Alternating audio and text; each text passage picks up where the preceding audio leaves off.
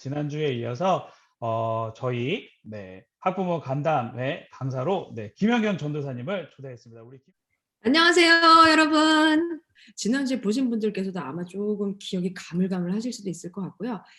사실은 여러분들께서 궁금하신 거 굉장히 많을 거예요. 특히 우리 자녀들에 대해서도 궁금한 것이 많을 텐데 나중에 또 혹시 기회가 닿는다면 제가 자녀들을 위해서도 여러분들과 함께 좀 대화를 나눌 수 있는 시간을 가지려고 하고요. 오늘은 특별히 자녀들도 중요하지만 우리 엄마, 아빠, 이 코로나 시대를 살아가고 있는 우리 자녀들을 보살피고 계시는 우리 엄마, 아빠들에게 조금 더 관심을 기울이면 좋겠다라는 생각으로 준비해 봤습니다. 자, 사실 주제는 이겁니다. 지금 왠지 모르게 제가 예전보다 훨씬 더 화를 많이 내고 있는 것 같아요. 왜 그럴까요? 다들 코로나 블루, 코로나 시대에 많은 이제 어 변명을 하죠. 그런데 진짜 그게 맞을까? 그것도 한번 오늘 생각해 보면 좋을 것 같고요. 두 번째, 이런 시간들이 길어지다 보니까 제가 정말 저도 모르는 사이에 좀 우울해진 것 같아요. 그래서 너무 무기력해요. 예. 그래서 그 문제에 대해서 함께 이야기를 나누고요. 맨 마지막으로는 아마 이 부분이 좀 자녀들에게도 해당될 수 있는 그런 내용일 것 같아요. 메타인지에 대해서 함께 이야기를 해보도록 하겠습니다. 메타인지 요즘 굉장히 뜨끈뜨끈하죠. 핫 이슈가 되고 있죠. AI, 인공지능과 확실하게 구분이 되는 인간만이 가지고 있는 특징, 메타인지에 대해서 함께 이야기하도록 하겠습니다. 자, 불안에 대해서 지난주에 좀 이야기를 나눴죠. 왜 그러냐면 시대가 지금 너무 불확실한 거예요. 모호한 거예요. 도대체 앞으로 또 무슨 일이 일어날까? 내가 코로나 백신을 맞았지만 코로나에 안 걸린다고 장담할 수 있을까? 모든 것들이 굉장히 불확실하죠. 그러면서 여러분들이 계속해서 이제 많은 결정들을 이제 맞이하게 되는데요. 내가 빨리 한국에 갔으면 지금보다는 훨씬 더 나았을까? 아니야. 내가 이때 이렇게 행동했었으면 더 나았을까? 이렇게 계속 후회하는 그런 시간들을 많이 가질 수도 있을 것 같아요. 그러다 보니 내 힘으로 무언가 인생에서 제대로 할 수 있는 것들이 없다고 느껴질 때 찾아오는 우울증과 무기력증이 여러분들이 지금 그것 때문에 굉장히 고민을 하실 수도 있을 것 같습니다. 자, 코로나, 이거 어쩔 수 없습니다. 이게 시대적인 화두죠. 이 코로나 시대에 우리는 여러 가지 그 불확실성, 모호함, 그리고 좀 계속해서 여러 가지 결정권 안에서 후회하는 그런 시간들, 그러면서 이제 우울하고 무기력할 수 있는데요. 그렇기 때문에 이제 우리가 갖고 있는 어떤 정서적인 반응, 생각들이 이제 이런 것들이 있을 수 있겠죠. 그죠? 화가 나고 만족스럽지 않고 다 필요 없어. 다 소용없어. 아마 여러분들이 저는 어떤 감정을 가지고 있는지 잘 모르겠어요. 라고 궁금해 하시는 우리 부모님들께서는 한번 내가 하루 중에 어떻게 한숨을 쉬면서 어떤 단어들을 많이 이야기하고 있는가를 살펴보시면 됩니다. 예. 그게 아마 여러분들 마음을 제일 잘 보여주는 그런 말들이 될 것 같아요. 그렇죠? 자, 불안. 지난주에 걱정해봤자 우리가 불안해한다라는 것 자체가, 그죠? 걱정해봤자 소용이 없다. 뭐 이런 이야기들 함께 잠깐 나눴는데요. 심리학자 중에 어니 젤린스키라는 분이 계세요. 근데 이분이 연구를 진행을 했죠. 우리가 갖고 있는 모든 걱정거리 중에 100%를 이제 그걸 따졌을 때 걱정거리 중에 40%는 절대 일어나지도 않을 일들을 갖고 걱정하고 있다. 그렇게 이야기를 하고 있고 30%는 이미 일어나서 이제 더 이상 내가 신경 쓸 필요가 없는 그런 사건들로 가지고 계속 걱정하고 있고 22%는 굉장히 사소한 사건이어서 이게 그냥 그렇게 꼭 내가 걱정거리로 붙들고 있을 필요가 없음에도 불구하고 제가 계속 걱정하고 있는 것들이 있어요. 뭐 예를 들면 이런 것들도 있겠죠. 뭐 아침에 우리 아이가 일어나는데 물론 그게 큰 사건일 수도 있겠네요. 그죠? 우리 아이가 일어날 때마다 우리 아이는 항상 물을 2컵을 마셨는데 오늘은 1컵 반밖에 안 마셨어. 뭐 이런 거. 그죠? 여러분들 생각했을 때는 어머 그런 걸로 걱정하는 엄마가 있어요? 근데 예 그렇습니다. 걱정병이라는 게 있잖아요. 그래서 사소한 사건. 4%는 아무리 걱정해봤자 우리 힘으로는 절대로 바꿀 수가 없는 사건이 4%라고 해요. 자 그럼 뭐예요? 96%는 정말 쓸데없는 걸 가지고 우리가 불안해하고 걱정하고 있다는 거죠. 그중에 우리가 대처할 수 있는, 우리가 갖고 있는 능력과 그리고 우리가 가지고 있는 힘으로 대처할 수 있는 사건은 4%밖에 안 됩니다. 4% 원칙. 몇 퍼센트? 4%. 이것이 우리가 할 수 있는 노력으로 바꿀 수 있는 걱정거리들이에요. 자, 이렇게 시간을 우리가 굉장히 많이 허비를 하고 있는데 심리학자들만 이런 얘기하는 게 아니라는 거죠. 이미 벌써 예수님께서는 성경 속에 사실은 하나님께서는 구약 시대에서부터 계속해서 우리한테 했던 말씀이시기도 했죠. 예수님은 직접적으로 이렇게 말씀하십니다. 누가복음에서 너희들 걱정한다고 해서 목숨을 조금이라도 더 연장할 수 있니? 우리는 당장 오늘 일이 어떻게 될지 알 수 없는 그런 인생을 살아가고 있잖아요. 예수님께서도 이렇게 말씀하신 적이 있습니다. 자, 그래서 어떻게 하면 좋을까? 그래서 지난주에 제안해봤던 것들이 뭐였냐면요. 너무 앞서가지 말자. 그래서 우리가 오늘 지금 당장 할 수 있는 것부터 시작하자. 근데 예수님께서 그런 얘기 하셨잖아요. 내일 일 걱정하지 말아라. 염려하지 말아라. 오늘로 족하다. 오늘 지금 당장 이 시간을 잘 지내보는 거예요. 그쵸? 나머지는 우리가 아무리 애써봤자 더 나빠지지만 않으면 다행이라는 거죠. 자, 그럼 할 수 있는 것, 가장 쉽게 할 수 있는 것, 자, 빌립보서 4장 그래서 6절부터 7절 말씀을 우리 같이 읽고 나눴어요. 한번 소리내서 읽어볼까요? 하나님의 말씀은 사실 소리내서 읽게 되어 있어요. 그래서 하나님이 특별히 그 언어 중에서도 구약 같은 경우는 히브리 언어를 선택하신 이유가 그 언어 자체에 토네이션이 있어요. 그러니까 약간 음악 같아요. 그래서 우리가 보통 구구단 외울 때도 음을 붙여서 외웠죠. 이르니 이사 하면서 노래를 불렀어요. 그럴 때 이제 잘 암송이 되기 때문인데요. 하나님의 말씀은 암송하기 위해서 필요하기도 하고 아까 우리 친구들 너무너무 암송 잘했는데 그리고 소리를 내어서 읽을 수 있도록 하나님께서 그렇게 언어를 선택을 하셔서 우리 가운데 주셨거든요. 한번 같이 읽어볼게요. 시작. 아무것도 염려하지 말고 오직 모든 일에 기도와 간구로 여러분이 구할 것을 하나님께 감사함으로 아뢰십시오. 그리하면 모든 생각을 뛰어넘는 하나님의 평강이 그리스도 예수 안에서 여러분의 마음과 생각을 지켜주실 것입니다. 우리가 가장 할 수 있는 가장 쉬운 방법 예, 오늘 내가 당장 할 수 있는 방법 기도와 간구로 내 주위에 있는 것들 중에서 감사할 수 있는 것을 하나씩 하나씩 찾아보는 거죠. 억지로 하시는 분들도 계세요. 그래서 감사 노트 쓰시는 분들도 계시는데 그런 훈련이 어쩌면 필요할 것 같기도 합니다. 그러면 내가 불안해하고 초조하고 걱정했던 모든 것들을 뛰어넘는 뭐라고 적혀 있냐면 하나님의 평강이 우리 가운데 함께한다. 문제는 당장 해결되지 않을 수도 있어요. 나를 바로 만족시켜 주지 못할 수도 있어요. 근데 어떤 일들이 발생하기 시작하냐면 내 마음과 생각이 지켜지기 시작해요.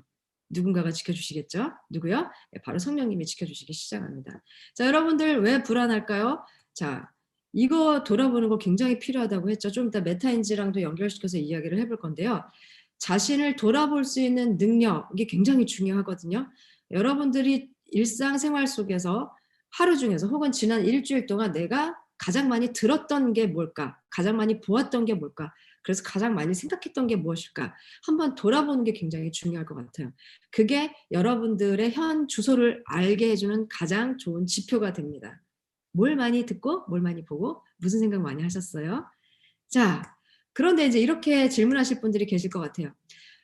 제가 자꾸 나를 쳐다보면요. 너무너무 한숨밖에 안 나와요. 어떻게 하면 좋아요? 집에만 있었더니 진짜 확 찐 자가 됐어요. 제가 거울에 비춘 나의 모습을 바라보아도 굉장히 한숨밖에 안 나와요. 예, 이렇게 후회할 것만 잔뜩 보이실 수도 있을 것 같아요. 이렇게 돌아본다라는 거는 지난주에도 말씀드렸지만 후회하면서 반성해라. 물론 하다 보면 반성할 수도 있지만 후회하라는 것은 아니다라고 지난번에 말씀을 드렸어요. 자, 후회하지 않는 삶이 곧 만족스러운 삶이냐? 그렇진 않다 그랬어요. 근데 특히 우리나라 국민들 같은 경우는 그런 그 대대로 계속 그런 경향성이 있는 것 같아요. 그러니까 아시안 문화권이 사실은 그렇기는 해요. 어, 후회하지 않는 삶이 최선의 삶이다. 그냥 그 정도만 살면 된다. 남들 정도 이렇게 봤을 때 그 정도만 살면 된다. 자꾸 이렇게 이제 비교하면서 그 안에서 자신의 삶을 자꾸 만족스럽지 못하다, 만족스럽다를 그 잣대에 비춰서 이제 본다는 거죠. 근데 이 후회는 내가 갖고 있는 진짜 만족도에 의해서 결정되는 것이 아니라 남들과의 비교에서 주로 많이 나온다고 합니다. 예. 그래서 비교를 통해서 내 선택이 잘못되었다. 비교를 해보니까 여러분들 확진자, 내가 살이 쪘다 안 쪘다 이거 뭘 갖고 여러분들 많이 이제 판단을 하죠. 물론 병원에 가서 체지방 뭐 전부 다 이제 확인하고 뭐 이러면서 여러분들이 근육량이랑 뭐 이런 거 이렇게 과학적으로 여러분들 이렇게 측정하시는 분들도 계시겠지만 대부분의 경우는 누구랑 가장 많이 비교하냐면 여러분들이 많이 보고 있는 연예인들이나 그죠? 그 옆집에 누구 조금 이렇게 스키니하신 이렇게 마르신 분들 이렇게 비교하면서 예, 어머 왜 나는 이렇게 쪘을까? 이렇게 자꾸 비교하는 거죠. 그러면서 아우 좀 어저께 라면 안 먹고 잘 걸. 아우 어저께 우리 태준이가 남긴 밥을 내가 왜 먹었을까? 뭐 이런 그쵸? 엄마들이 후회를 하시는 거죠. 예. 비교를 통해서 내 선택이 잘못되었다. 근데 비교했을 때 괜찮으면 안심하는 것. 근데 이것만 갖고는 절대로 만족스럽다라고 볼 수는 없는 거예요. 그러니까 만족은요, 여러분들 내가 만족스럽다고 여기는 그런 대상이 있고요. 그건 조금 이따 말씀을 드릴게요. 거기서부터 직접 와야만 합니다. 누구랑 비교해서 내가 딱 측정을 해봤을 때 조금 더 낫군? 아니야 나 못했어. 그런 비교에서부터 오는 것이 아니라고 합니다. 자, 내가 원하는 것을 했을 때 느끼는 행복감. 여러분들 이거 느껴보신 적 있죠? 어떤 분들은 이런 얘기 하시는 분들이 계세요. 제가 뭘 원하는지도 지금 잘 모르겠어요. 이건 아마 좀 제가 조금 이따 말씀드리겠지만 이제 우울이랑 무기력까지 가면 내가 뭘 좋아하는지도 전혀 생각하지 못하는 그런 단계가 옵니다. 그래도 여러분들 구체적으로 원하는 것이 무엇인지 잘 찾지 못하겠으면 그거 하나 생각해 보시면 좋아요. 땡기는 거, 먹고 싶은 거. 나 지금 뭔가 먹고 싶어. 뭐 이러면서 어쨌든 욕구가 있잖아요. 그죠? 사람들은 누구나 다 자기가 원하는 것을 가지고 있어요. 그쵸? 자, 아까 후회하게 되는 심리의 뿌리 안에는 비교가 있다. 이렇게 말씀을 드렸고, 그럼 우리의 목표는 과연 그냥 후회하지 않는 삶에서 그쳐야 되느냐? 아니라는 거예요. 성경에서는 우리에게 계속 예수님이 그랬잖아요. 내가 이 땅에 온 거는 양으로 생명을 얻게 하고 더 풍성히 얻게 하려고 내가 왔어.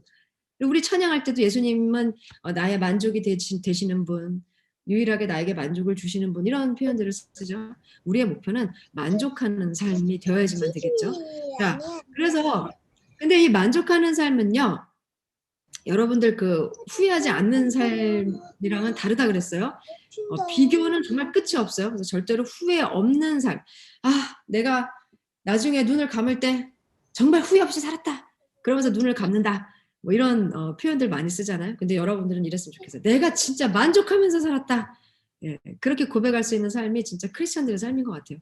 후회 없다. 이거는 정말 수동적인 삶이잖아요. 그죠? 끊임없이 비교했다는 뜻이거든요. 자, 만족하려면요. 비교하지 않을 수 있는 가장 좋은 방법이기도 한데요. 비교하는 그 현장에서 일단 벗어나야 돼요. 여러분이. 계속해서 내가 자꾸 뭔가 이렇게 후회가 자꾸 많아진다라고 그러면 한번 아까도 말씀드렸듯이 내가 무엇을 보느냐, 무엇을 듣느냐, 무엇을 생각하느냐를 계속 돌아보시라고 그랬잖아요. 그러면 앉아서 한번 생각해 보는 거예요. 네. 예, 우리 그래서 그 생각하면서 뭘 해야지 돼요? 계속 예, 내가 뭘 갖고 자꾸 비교를 하고 있었지? 내가 뭘 보면서 비교하고 있었지? 무엇을 들으면서 비교하고 있었지? 그걸 빨리 찾아보셔야 됩니다. 조금 있다가 제가 또 그것도 하나 언급할 거예요. 제가 지금 미리 말씀드리는 이유는 혹시 조금 있다가 제가 말씀드릴 때 빠뜨릴 수 있을까봐 빠뜨리지 않도록 여러분들이 좀 저를 리마인드 알려주세요. 자동차 시트 때문에 자동차를 완전히 다 바꾸는 예. 집에 뭐 문짝 하나가 마음에 안 들었는데 그냥 집을 막 다 바꿔버리는 예, 그런 일들이 일어날 수 있습니다. 예.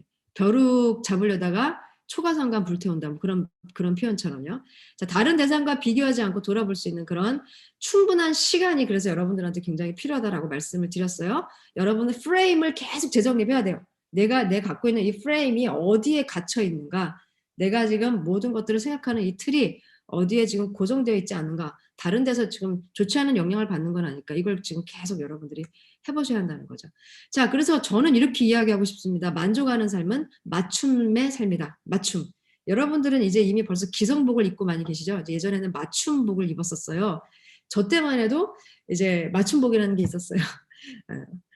그 뒤에 이제 나중에 이제 기성복이 나오기 시작을 했는데, 여러분들 맞춤 옷이라는 게 어떤 거죠? 그쵸? 나를 가장 돋보이게 해줄 수 있도록 내 몸의 그 치수에 맞게 그리고 나의 스타일에 맞게 만들어주는 것이 맞춤 옷이죠.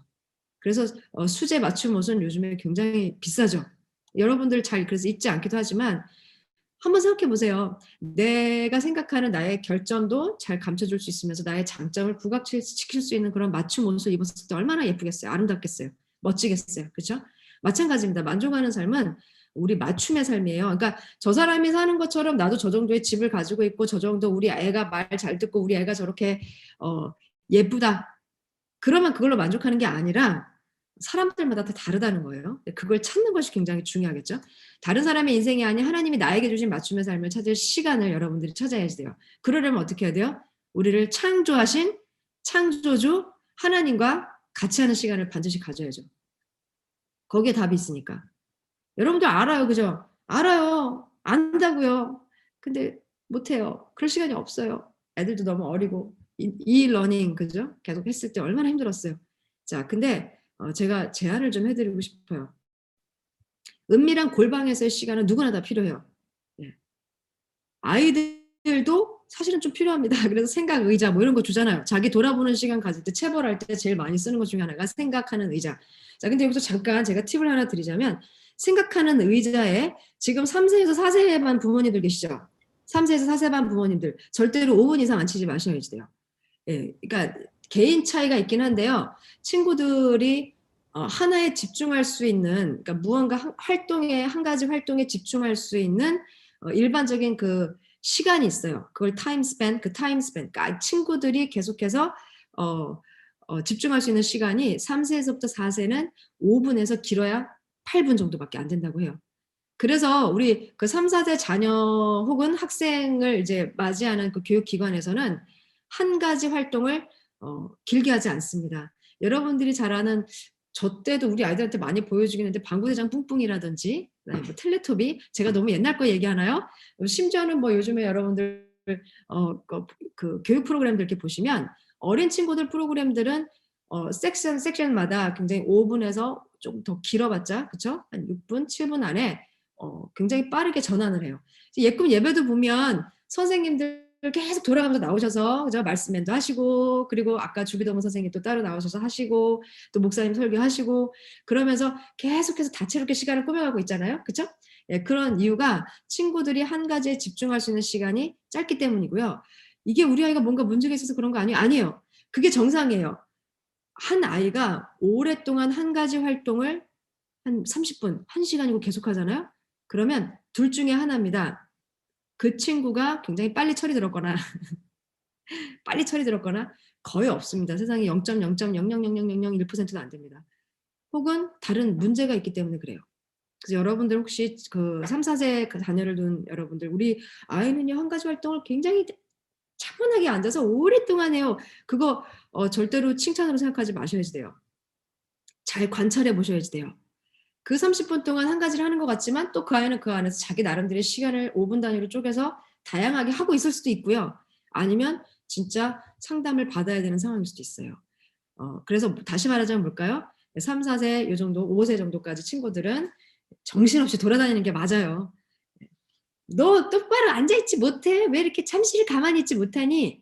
그럼 아마 이 친구들은 엄마 아빠한테 이렇게 얘기할 거예요. "저는 원래 잠시도 가만히 있지 않을 존재로 지금 태어났고요. 그렇게 나는 그 시간을 지나가고 있는 중이에요. 엄마 아빠 나이 되면 난 점잖아질 거예요." 지금 아마 그렇게 얘기할 수도 있어요.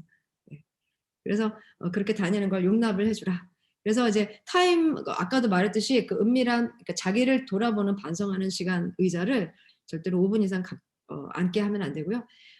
5세 이상 6세, 7세 정도 되는 친구들은 시간이 조금 더 늘어납니다. 그래서 8분에서 한 길면 15분까지도 늘어나거든요. 그래서 여러분들 그 자녀들의 성향과 그리고 자녀들의 기질을 잘 보시고 시간을 잘 안배하셔서 은밀하게 혼자 돌아볼 수 있는 시간 꼭 가질 수 있도록 해 주시면 좋고요. 여러분들도 필요합니다 사실. 저 하루 24시간 애들이랑 계속 붙어 있어야지 돼요. 그런데 지금 제가 지난주에도 이거 굉장히 강조했죠. 지금 이걸 하지 않으시면 나중에 이제 자녀들 떠나보내고 그 자녀들이 어느 정도 크면 진짜 개인 시간 생기시거든요. 근데 그 개인 시간에 하나님과 함께하는 그리고 이런 은밀한 나만의 그 어떤 그 나를 돌아볼 수 있는 시간 절대로 못 가지십니다. 지금부터 훈련하셔야지 됩니다. 사실은 어릴 때부터 훈련하셨으면 더 좋고요. 그래서 혼자 있는 그 시간의 훈련은 지금 진짜 여러분들 뭐 훈련이 아니더라도 지금 진짜 필요하시잖아요. 그 시간에 그 시간을 가질 수 있도록 여러분들 가족 회의를 인제 하셔야지 돼요. 그래서 뭐 바라카에서 그러니까 주말에만 오시는 아빠들은 주말에 시간을 같이 정말 이렇게 지내 드려야 되잖아요. 근데 사실 이제 그런 아버지들께서는 혼자서 계시는 게 계실 수 있는 시간들이 좀 있으시잖아요, 따로 떨어져 있으니까.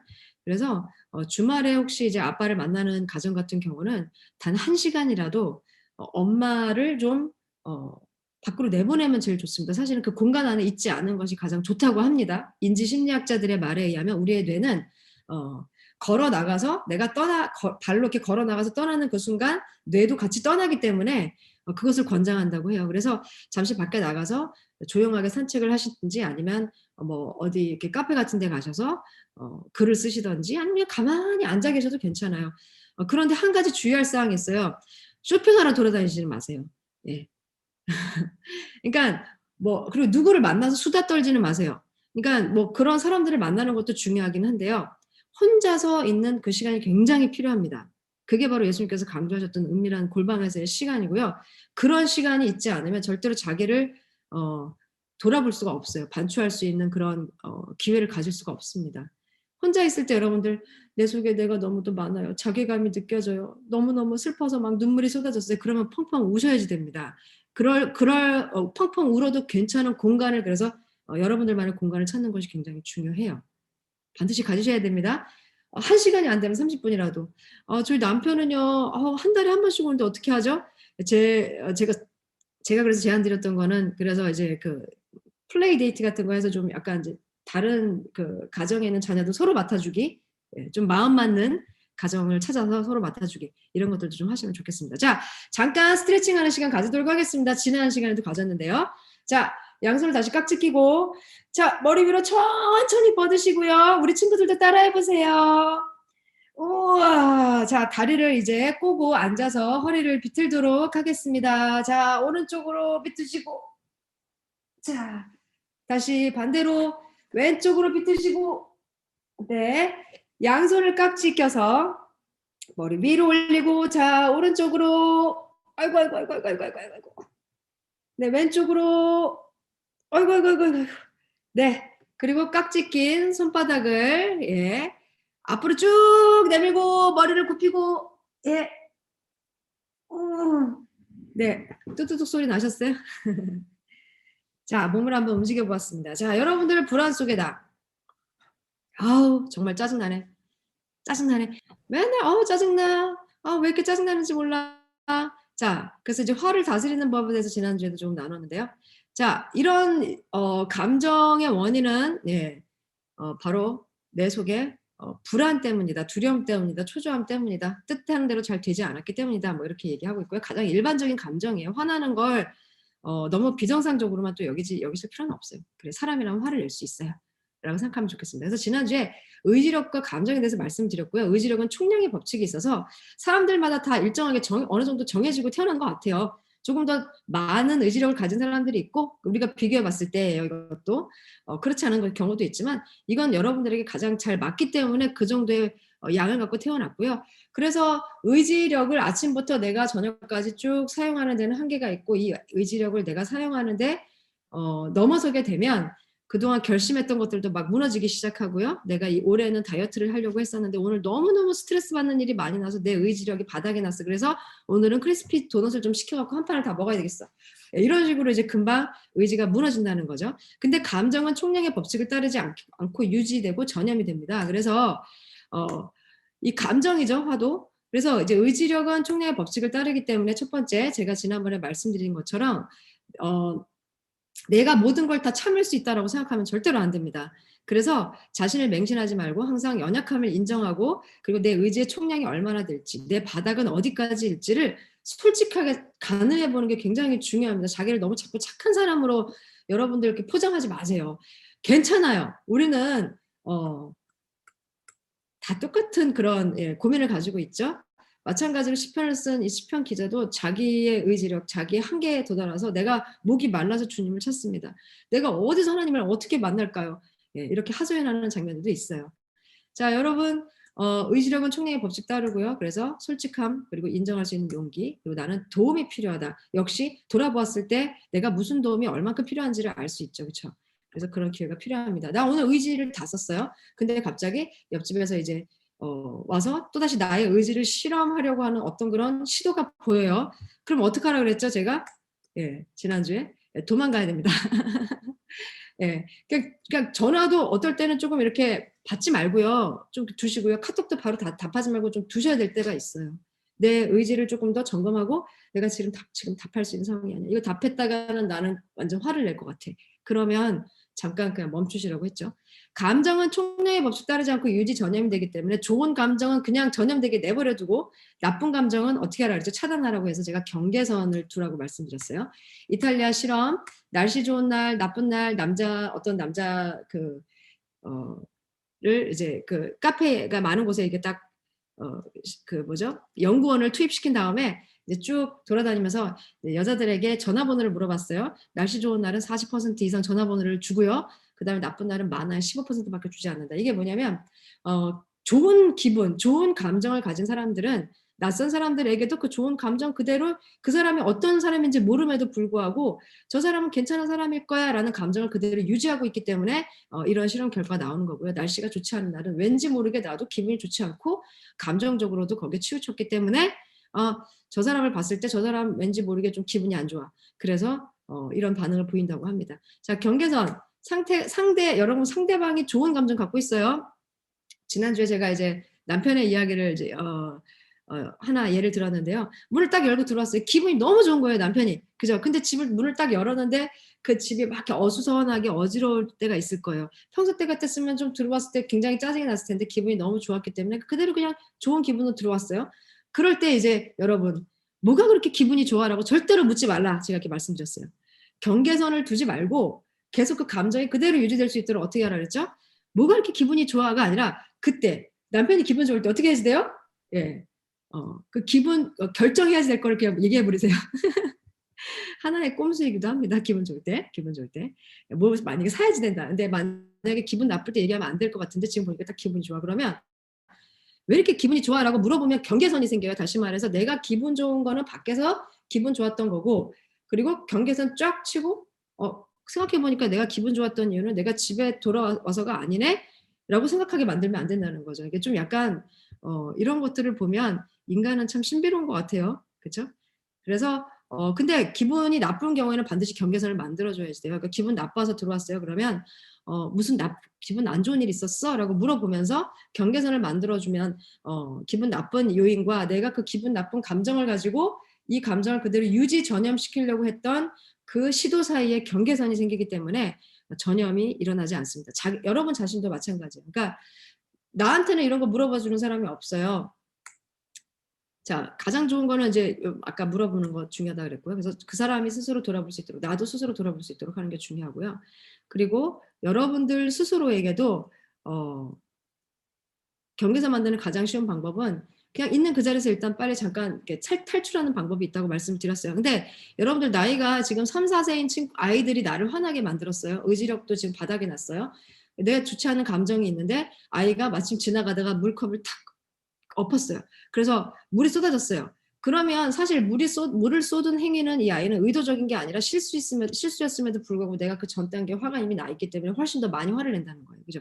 근데 그럴 때는 어떻게 해야 되겠어요? 이게 좀 어렵기는 한데 일단 그냥 물도 그냥 닦지 말고 이게 내가 정말 주체가 안 된다. 주체할 수 있는 가장 좋은 방법은 하나, 둘, 셋 하고 이제 숫자를 세는 방법이긴 한데 그냥 일단 자리를 딱 일어나서 엄마가 닦으려고 지금 수건 가지고 올게. 그러면서 일단 그 장면을 보지 말고 다른 곳으로 가는 게 더 좋다고 합니다. 그래서 가서 그곳에서 다시 한번 마음을 돌이키는 거죠. 내가 이 아이에게 직접 화를 낼 것인가 아니면 내가 그 전에 가졌던 나쁜 감정의 이유를 다시 한번 생각해 보면서 이 문제는 또 별도의 문제로 내가 생각할 것인가. 근데 이건 훈련이 굉장히 많이 필요해요. 갑자기 되지는 않습니다. 그러니까 여러 번 해보셔야지 돼요. 물리적으로 잠시 그 자리 떠나는 것이 중요하다고 했어요. 그래서 예수님께서 전도하는 제자들을 환영하지 않는 사람들한테 이렇게 뭐라 했죠? 손과 발을 떨어버리라라고 이야기한 것도요. 그 다음에 또 다시 가서 다른 사람들에게 복음을 전해야 되는데 그 전에 있었던 그런 이제 그 좋지 않은 감정을 그대로 가지고 갈 수는 없잖아요. 그죠? 회사에 다니시는 아버지들은 아마 이런 거 경험 많이 해보셨을 것 같아요. 내가 지금 이제 위에 나의 상사에게서 굉장히 혼이 많이 났어요. 자, 그러고 나서는 어떻게 하는 게 좋다? 문을 딱 닫고 나서 그 자리에서 한번 다리를 이렇게 털어버리거나 손을 한번 털고 나가시면 뭐 그런 행동 머리로만 생각하면 되죠. 아니래요. 우리 인간의 뇌는 하나님이 그렇게 만드셨대요. 내가 물리적으로 진짜 실제로 그 행동을 했을 때 뇌가 나 손 털었다. 다리 털었다. 이제 저 감정과 나는 상관없다. 라는 것을 오감으로 느끼는 것이 뇌에 인지할 때 훨씬 더 큰 도움이 된다고 합니다. 그래서 이건 어른들한테도 적용이 되는 거래요. 아이들한테뿐만 아니라. 털고 가야 그 다음에 맞이하게 될 동료 혹은 여러분들 이렇게 같이 데리고 있는 다른 예, 부하 직원들에게 화를 안 낼 수 있습니다. 먼지 떨어버리셔야 됩니다. 자, 경계선 만들기. 자, 나쁜 감정에서 벗어나고 싶다면 몸을 사용해서 물리적으로 걸어나가는 행위와 함께 자신과 상황을 다시 돌아볼 수 있는 기회를 반드시 가져라. 예, 3초라도 가지면 좋습니다. 자, 이번에 다시 한번 또 스트레칭 한번 해볼게요. 자, 우리 친구들도 따라해보세요. 자, 제가 이거 다른 부모 간담회에서는 안 해요. 예 꿈이니까요. 자, 천천히 원을 그리며 어깨 관절을 돌려보세요. 여러분 하셔야지 됩니다.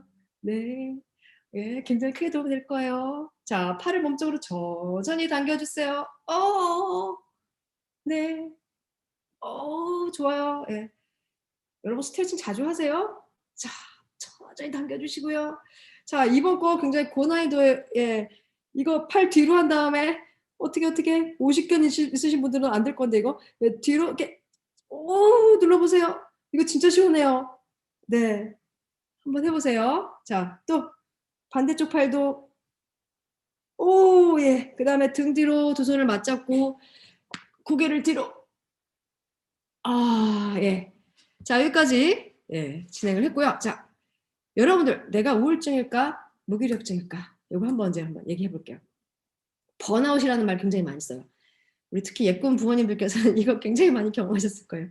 난 분명히 의욕적이었던 것 같은데 그렇게 의욕적인 아니어도 그렇게 에너지가 없는 사람은 아니었던 것 같은데 극도의 에너지 고갈로 신체적, 정신적 피로감을 호소하는 것을 번아웃이라고 하고요. 우울증은요. 에너지는 있어요. 할 수는 있어요. 근데 아무것도 못하겠는 상태. 무기력증은요. 그 다음입니다. 에너지가 있는데 그렇게 되면 나중에 뭐 나를 번아웃 시켰던 모든 요소들이 다 사라졌음에도 불구하고 이게 계속 이게 반복이 되면 에너지가 있는데도 쓰지를 못하는 상황이 발생하거든요. 그걸 무기력증이라고 합니다. 여러분 지금 어느 단계에 있는지는 잘 모르겠어요. 근데 어쩌면 여러분은 그냥 번아웃 정도의 단계에 있는데도 자기 자신이 무기력증이 아닐까라고 굉장히 걱정하시는 분들이 계실 수도 있을 것 같아요. 근데 아닐 수 있으니까 걱정하지 마세요. 아까 얘기했죠. 걱정해봤자 크게 그렇게 우리가 해결할 수 있는 것도 없어요, 사실은. 자, 무기력증은요, 방향을 지금 잃고 있어서 다른 곳에 사용할 수도 있는 것을 이제 무기력증이라고 해요. 그래서 지나치게 잠을 많이 잔다든지 많이 먹는다든지 어떤 중독 증세에 빠지게 합니다. 사실은 무기력증은 중독 증세와 굉장히 큰 연관을 가지고 있다고 해요. 자, 여러분들 번아웃은 어떻게 해야 돼요? 그냥 쉬어야죠. 에너지 총량의 법칙 적용해서 그냥 쉬어야 됩니다. 애들 한 끼 그냥 대충 어쩔 수 없어요. 그냥 나 도저히 오늘은 손끝 하나도 못 움직이겠다. 그냥 과자 까서 주세요. 그냥 너무 자주 그러면 안 되죠. 그냥 주세요. 그때 막 그거 갖고 양심의 가책 느끼고 죄책감 느끼면서 내가 어떻게 우리 아이를 건강하게 키우려고 했는데 내가 어떻게 이렇게 나쁜 물질이 잔뜩 들어있는 과자 사탕을 내가 어떻게 줄 수 있을까? 난 정말 좋은 엄마가 아니야. 그죠? 우리 아빠들 모처럼 아이들 왔는데 그래 내가 지금 허리가 좀 안 좋지만 데리고 공원에 나가서 축구라도 한번 해야지. 근데 이게 도저히 안 되는 뭔가 마음이 안 따라주는 상황에서는 어쩔 수 없어요. 누워서 아이들과 같이 시체놀이 하셔야죠. 아빠들이 제일 좋아하는 시체놀이. 나한테 한 번만 화살을 쏴봐.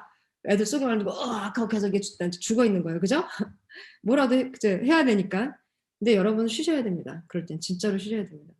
자, 아이들한테 미안한 감정을 미안하다라고 말을 하고 아이들에게 동의를 구할 필요도 있어요.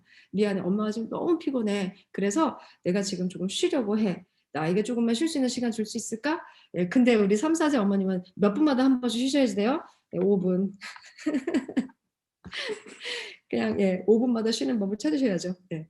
자, 나의 선택과 행동에 대한 동기, 무기력증은요. 제대로 된 방향을 잃었기 때문에 오는 게 무기력증이에요. 그래서 여러분들이 지금 계속해서 잘못된 선택 혹은 바람직하지 않은 선택, 비교하는 선택, 남들과 비교했을 때 그리고 남들이 말했을 때 이렇게 해야만 할 것 같아. 그것 때문에 계속해서 후회의 연속이 쌓여서 가면 무기력증이 지금 와 있을 수 있어요. 찾아내야죠. 왜 좋을까? 이게 왜 싫을까? 나는 이걸 왜 바꾸려고 할까? 그리고 왜 이걸 지금 해야만 할까? 그죠? 자꾸 물어야지 돼요. 네. 하나님이 사람에게 주신 가장 큰 선물 중에 하나, 질문하는 힘. 예. 하나님께 언제 기도할 수 있을까? 하나님께 질문거리가 생겼을 때. 하나님 왜 도대체 저에게 이런 일이 일어났나요? 하나님 왜 저 사람에게 저런 일이 일어났나요? 그죠? 질문해야 됩니다.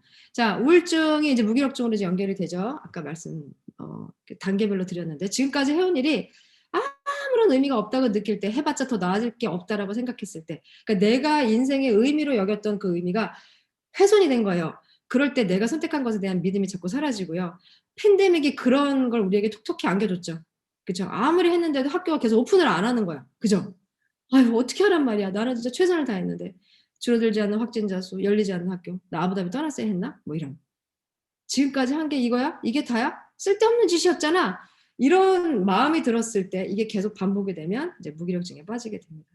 자, 그런데 이제 아까 제가 말씀드렸듯이 집에 전구가 나갔는데 이 집은 왜 계속 전구가 나가는 거야? 집터가 안 좋나?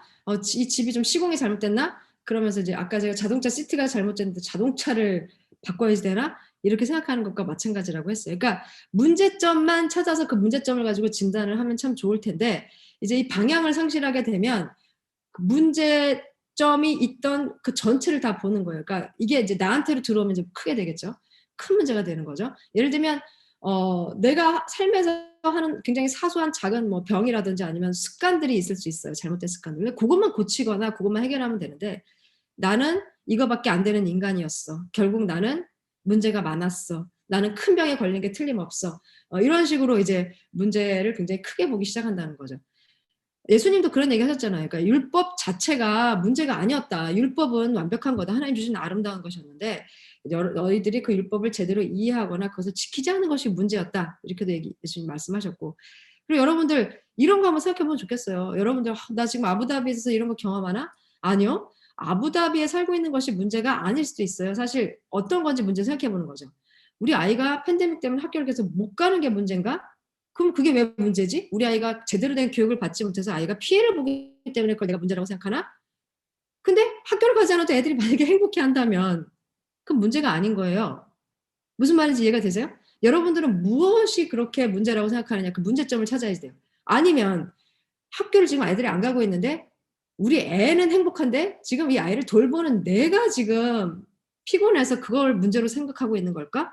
그럼 뭘 해결해야 되는 거예요? 학교를 보내야 되느냐 말아야 되느냐 이게 문제가 아니라 내가 지금 뭐 체력적인 문제가 있나, 아까 말했듯이 의지력 혹은 감정적인 어떤 이런 부분에 문제가 있지 않는가, 이걸 진단을 해야 된다는 거죠. 만약에 학교를 가지 못해서 아이가 피해를 보는 것 때문에 이것이 문제다라고 생각하시는 분들은 어떤 해결책을 찾으시겠어요? 적절한 다른 교육을 받을 수 있는 다른 방법들을 찾으시겠죠. 그런 식으로 그 문제만 갖고 뽑아내서 그 부분들을 어떻게 해결할지를 생각해야 돼요. 전체로 아부다비에 있었던 게 문제였어 이게 아니라는 거예요. 그죠? 우리 이런 말씀은 안 되지만 뭐 그죠? 내가 혹시라도 지금 결혼하지 않고 혼자서 직장에 다니는 커리어 우먼이었다면 뭐 이런 것도 막 생각하시잖아요. 그죠? 아무리 해봤자 필요 없는 후회. 그죠? 여러분들은 지금까지 내가 정말 제대로 된 선택을 해왔을까? 우리는 실수할 수 있어요. 그쵸? 근데 누구는 실수 안 하세요? 하나님. 우리는 정말 이런저런 잘못된 선택, 내가 생각했을 때 혹은 후회가 될 만한 어떤 선택을 할 수는 있지만 요셉이 그런 얘기 하잖아요. 형님들은 나를 질투해서 노예로 파는 그런 선택을 하셨지만 하나님께서는 그것을 바꾸셔서 그 악을 선으로 바꾸셔서 지금 많은 사람들의 생명을 구하는데 지금 하나님이 이루셨습니다. 이런 표현을 쓴단 말이죠. 우리는 그 결정이 잘 됐는지 잘못됐는지 잘 모를 때가 훨씬 더 많죠. 하지만 누가? 하나님께서는 모든 것이 합력해서 계속해서 선을 이루실 수 있도록 계속 달리고 계세요. 로마서 말씀은 어떤 원어로 어떻게 되어 있냐면 하나님은 우리가 하는 모든 결정과 우리의 모든 존재가 선이 될 수 있도록 지금도 쉬지 않고 최선을 향해서 달리신다가 모든 것이 합력하여 선을 이룬다의 원어예요. 원어. 예. 그게 헬라어 원어에는 그렇게 해석이 될 수 있어요. 그러니까 여러분들은 내가 하는 결정 자체에 대해서 후회하지 마시고 결정하시고 난 후에는 항상 어떻게 하라? 하나님께서 이 결정을 어떻게 선하게 만들어 가실 것인가를 우리는 뭐 해야지 된다? 예, 의지해야지 되는 거죠. 믿어야지 되는 거죠. 내가 이런 선택을 했더라면 절대로 후회하지 마세요. 예. 자, 그리고 집착에서 벗어나세요, 여러분. 문제가 왜 문제가 되냐면 자꾸 그 문제에 집착하기 때문이거든요.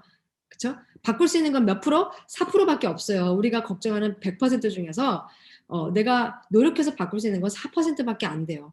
96%는 예, 아까 쓸모없는 걱정이라고 얘기했죠. 집착에서 벗어나서 여러분 결과를 빨리 볼 수 있는 소소한 일상을 찾는 것이 굉장히 중요해요. 이게 이제 삶에서의 통제력 찾기 뭐 이런 건데요. 뭐가 있을까요? 네, 아까 사포로 법칙. 기다리는 동안 그 문제가 해결될지 안 될지는 모르겠지만 그 문제를 일단 지금 가지고 있는 상태에서 내가 다른 곳에 이제 의미를 찾아서 그 의미를 부여해서 에너지를 사용할 수 있는 방향을, 긍정적인 방향을 이제 찾는 것. 굉장히 중요한데, 첫 번째, 이거는 애도 어른도 다 해당되는 거라고 해요. 내가 오감으로 확인할 수 있는 것을 꼭 찾으라고 해요. 그리고 바로 실행할 수 있는 것. 뭐 어머님들은 좀 싫을 수도 있나요? 근데 제가 알기로는 이제 어떤 분은 굉장히, 제가 이거는 긍정적으로 해결책 찾는 분인 것 같긴 한데, 스트레스 받을 때마다 김치를 담그시는 분이 계세요.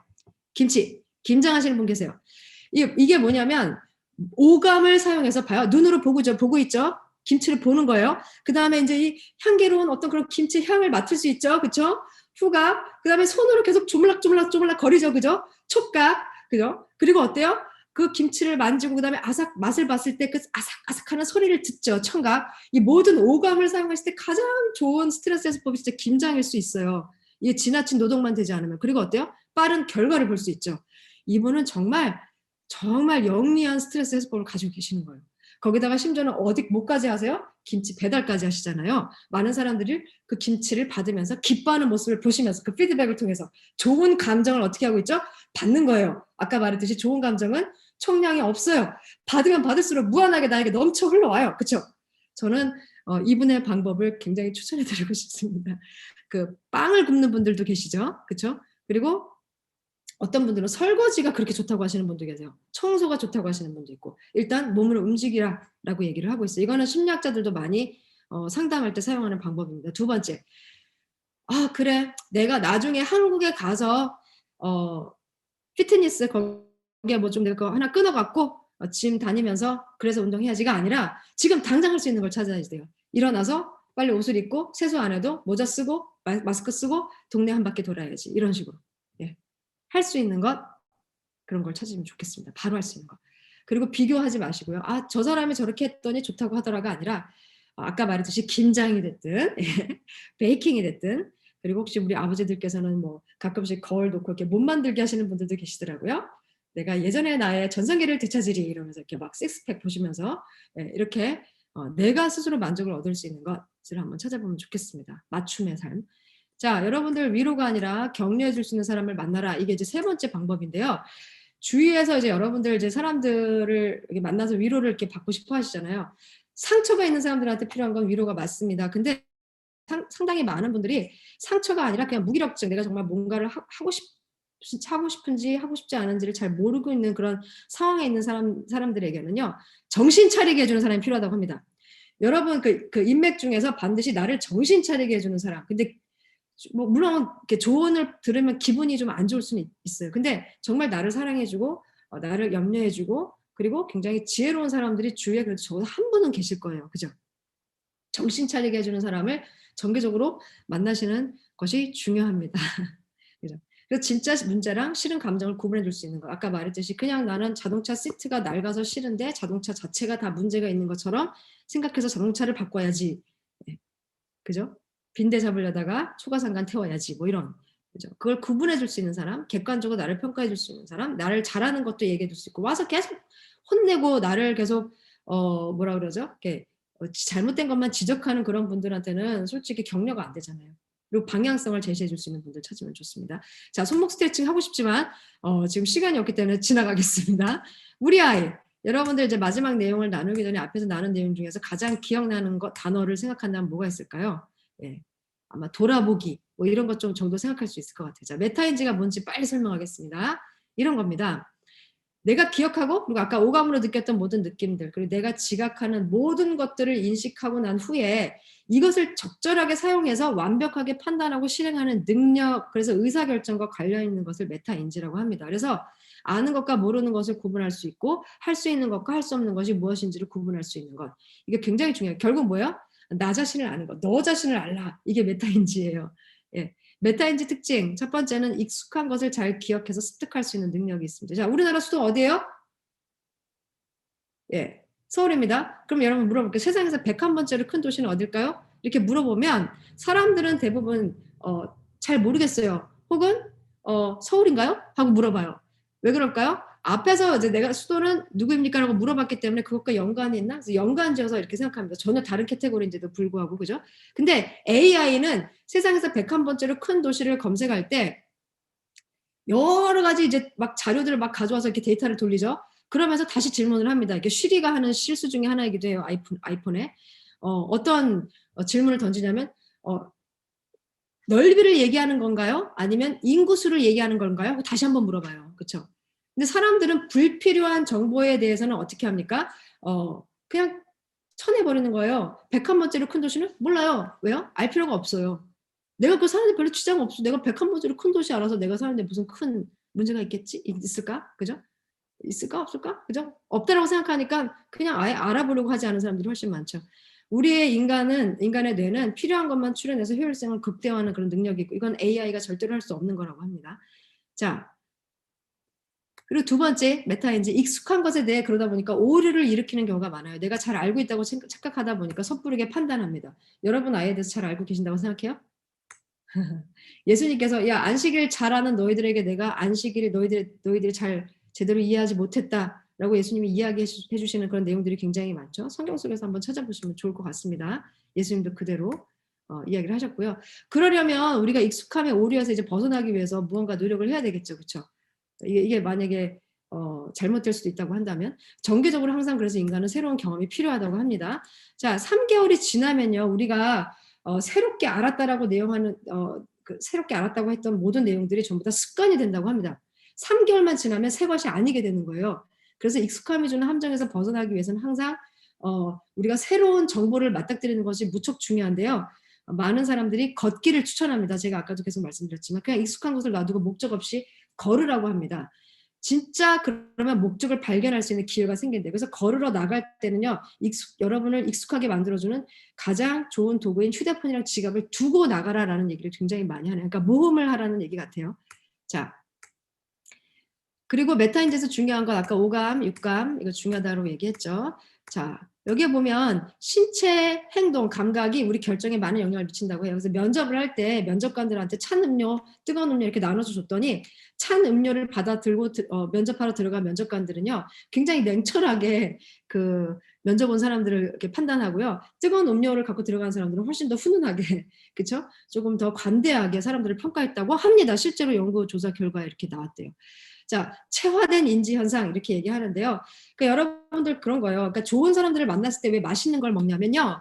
맛있는 걸 먹었을 때 느끼는, 그러니까 가장 오감으로 많이 이게 느끼는 것이 이제 먹을 때래요. 근데 여러분들 데이트할 때 먹으러 많이 다니잖아요. 그죠? 그러니까 왜냐하면 그 좋은 기억, 이 사람에 대한 좋은 느낌, 좋은 감정을 이 오감으로 연결하기 때문에 그렇다고 해요. 여러분들 무언가 좋은 관계를 만들고 싶을 때는 그래서 같이 밥을 먹어라. 그렇게 이야기를 하는 거예요. 자, 신체 상태와 자신의 생각을 균일하게 유지하려는 경향이 있고 예수님이 병자들에게 스킨십을 많이 하신 이유도 바로 여기 있다라고 얘기를 하고 있어요. 몸과 정신은 뗄 수 없다라고 얘기합니다. 몸의 방향을 정신이 따라가고 싶어하고 생각대로 몸이 움직이고 싶어하고 자세가 굉장히 중요해요. 행복하니까 웃니? 웃으니까 행복한 거니? 예, 같은 서로 간에 같은 말이라고 해요. 여러분들 정직한 메타인지 거울을 갖춰라 뭐 이야기들을 하는데요. 아까도 말씀드렸지만 자기 자신을, 나의 문제를, 나의 아이를, 우리 가족을, 나의 상황을, 우리의 상황을 우리가 굉장히 정직하게 보는 게 굉장히 중요해요. 이만하면 됐어. 아, 괜찮아. 그 정도면. 가 아니라 여러분 칭찬할 때도 아이를 그냥 너 참 똑똑하구나 이렇게 아이가 갖고 있는 재능이 아니라 아이가 한 일에 대해서 칭찬해 주라 뭐 이런 조언을 많이 받잖아요. 그러니까 구체적으로 구체화시켜서, 그죠? 그래서 여러분 정확한 그런 정직한 메타인지를 가지려면요.